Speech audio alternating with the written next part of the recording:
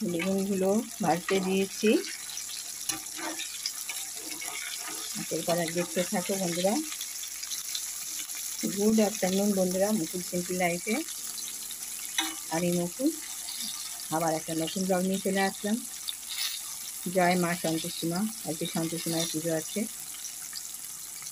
তোমরা কেমন আছো? আশা করি ভালো আছো। ঈশ্বরের আশীর্বাদে, তোমাদের ভালোবাসায় আমরাও ভালো আছি। তো আজকে সন্তোষী মাকে একটুখানি, অল্প সামান্য কিছু, তেমন কিছুই না, সামান্য একটুখানি প্রসাদ দেওয়ার ইচ্ছে আছে। ইচ্ছে হলো হঠাৎ। এই সন্তোষী মাকে এমনিতে পুজো দেওয়া হচ্ছে না সারা। আসলে কী বলতো, প্রত্যেক বছরই আমি দিই, জানো তো। প্রত্যেক বছরই আমি শীতকালে দিই। শীতকালে দিই এই কারণে যে 26শে জানুয়ারি 2008-এ আমি সন্তোষী মাকে প্রতিষ্ঠা করেছিলাম, মানে পেতেছিলাম আর কি, বুঝেছো। তো সেই থেকে মোটামুটি সব কতগুলো বছর তো হয়েই গেল। প্রত্যেক বছরই আমি 26শে জানুয়ারি তো আর সবসময় শুক্রবার পড়ে না, সেই জন্য 26শে জানুয়ারির আগে পিছু, কিংবা যদি 26শে জানুয়ারিতে শুক্রবার পড়ে তাহলে তো খুবই ভালো কথা। আগে কিছু শুক্লপক্ষ দেখে আমি সন্তোষী মাকে লুচি হোক, খিচুড়ি হোক, মানে যাই হোক, মোটটা একটা ভোগ দেওয়া হয় সন্তোষী মাকে প্রতিষ্ঠা দিবস হিসাবে, যাই হোক একটা দেওয়া হয়। তো এবারে আর হয়ে ওঠেনি, জানো তো। এবারে বললাম না যে বিয়েবাড়ি গেছিলাম, বিয়েবাড়িতে গিয়ে তারপরে সেই সময় শুক্লপক্ষ ছিল। তারপরে শুক্লপক্ষটা কৃষ্ণপক্ষ হয়ে গেল। কৃষ্ণপক্ষে তো কোনো কাজ হয় না, কী করে করি বলো। তারপর থেকে তো আর হয়ে উঠছিল না। জানুয়ারি মাস কেটে গেল, ফেব্রুয়ারি মাসও কেটে গেল। মার্চ মাসে আজকে আমি ভাবলাম, মানে তার রাত্রে ঠিক করেছি আর কি, যে মাকে কালকে প্রসাদ দেবো। একটু ইচ্ছে করছে। তখন তোমাদের দাদাভাই অবশ্য সবসময় এক পায়ে দাঁড়িয়ে আছে, আনার জন্য, নেওয়ার জন্য, করার জন্য। হ্যাঁ তুমি করো, কোনো কিছুতে বাধা দেয় না, কোনো কিছুতে কোনো অসুবিধে নেই, এনে দেবে। এসব ব্যাপারে ওর ফুল সাপোর্ট আছে। এরা ঠাকুরদেরটা ব্যাপারে তুমি কিছু বলো।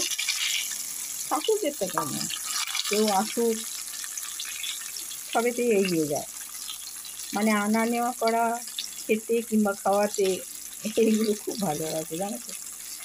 তো যাই হোক, অনেক গল্প বেগুন ভাজতে ভাজতে তোমাদের সাথে হয়ে গেল। এবার আমি বেগুনগুলো উল্টে দিই, বুঝেছো। ওপাশটা হয়ে গেছে, দেখেছো ভেজে কেমন হয়ে যাচ্ছে। চলো এখন আমি রাখছি, আগে বেগুনগুলো ভেজে নিই, পরে কথা বলছি। এখানে আমার বেগুনগুলো ভাজা হয়ে গেছে।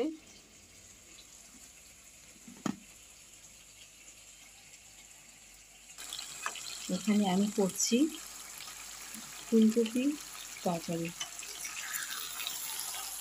ফুলকপি দিয়ে, আলু দিয়ে, আর কড়াইশুঁটি দিয়ে, ধনে পাতা। টমেটো দেওয়া যাবে না, যেহেতু সন্তোষী মার পুজো, টমেটো দেওয়া যাবে না একদম, ঠিক আছে। তো চলো নেক্সট কী করি দেখি, তোমাদের দেখাবো। এই যে পায়েসটা হয়ে গেছে। আমাদের তো সিমুইয়ের পায়েস দিতে হয়, কেন কি অন্য যখন দিচ্ছি না, লুচি দিচ্ছি, তো তখন ওই জন্য লুচির সাথে সিমুইয়ের পায়েসই করলাম। আর হ্যাঁ, কাজু দিয়েছি, কিন্তু কিশমিশ দিতে পারবো না, যেহেতু কিশমিশটা একটু টক টক, তো সেই জন্য। তো এটা এখন আর একটু ফুটবে, একটু গাঢ় হবে।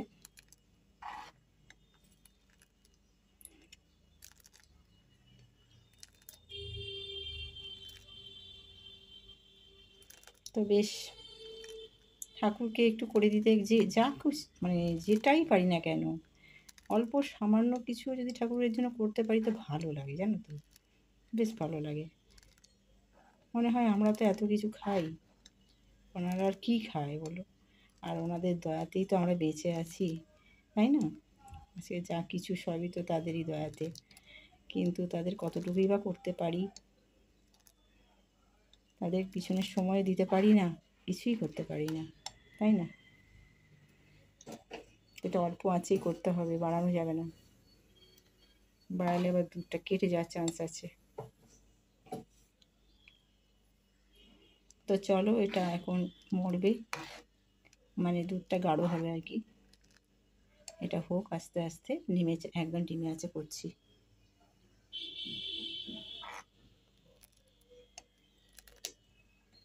আর এগুলো সবই ঠাকুরের বাসন, আমাদের বাসনে হয় না। ঠাকুরের জিনিস করার জন্য আমাদের আলাদা সবই বাসন রাখা আছে, সকলেরই থাকে, শুধু আমাদের নয়। তো কিন্তু গ্যাসটা আমার কি বলতো, ঠাকুরের যে গ্যাসটা না, ওটা গ্যাসটা শেষ হয়ে গেছে জানো তো, যার জন্য এটাকে ধুয়ে মুছে গঙ্গার জল দিয়ে আমাকে করতে হলো। চলো, এটা হয়ে গেছে না, এটা হবে। তো এটাকে এখন করি, ভিডিওটা বড় হয়ে যাবে।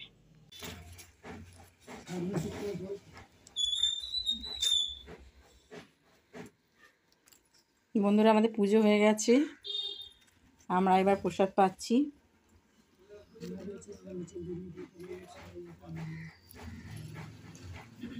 আমার পুজো হয়ে গেল, এর প্রসাদ খেয়ে নিয়ে, খাচ্ছি তো বলতে নেই, এর প্রসাদ পাচ্ছি বলতে হয়।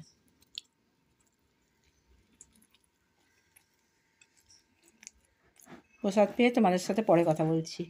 আর এই ঠাকুর দেখে নাও,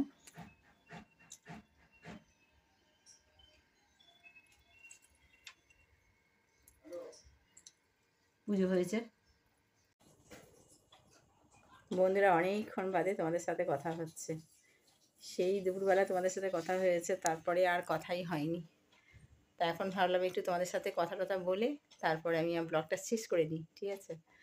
তো আজকে সন্তোষী মার পুজো, তোমাদের মানে পুজোটা দেখাতে পারিনি, কিন্তু পুজোর পরে মাকে দর্শন করিয়েছি তোমাদের। তো তোমাদের কেমন লাগলো জানাবে, হ্যাঁ।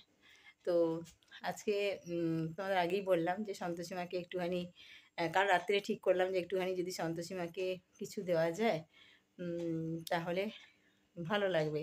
কারণ একেবারেই সারাটা বছর কিছু পাবে না, সেটা একটা খারাপ লাগে, তাই না?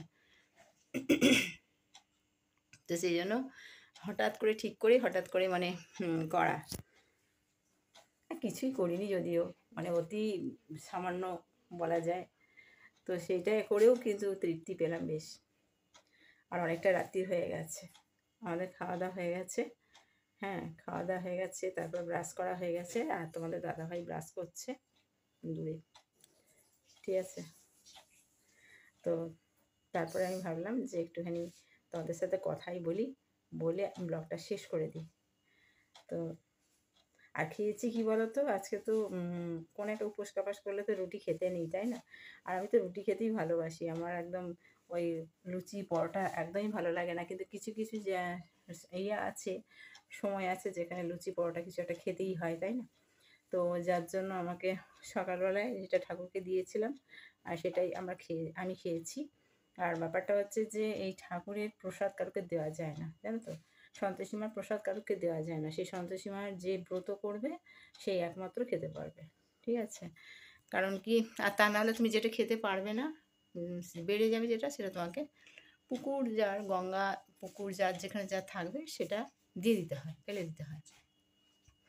তো আমি ওই জন্য কম করেই, মানে ভগবানকে নিবেদন করেছিলাম কম করে, যেটা আমার যতটা লাগবে, বাকিটা তো নিবেদন করিনি। তো সেটা এদিকে কাজে লেগে গেছে, তাই না? তো যাই হোক, আজকে মানে কি বলবো, সকালবেলা থেকে এত দৌড়াদৌড়ি করেছি।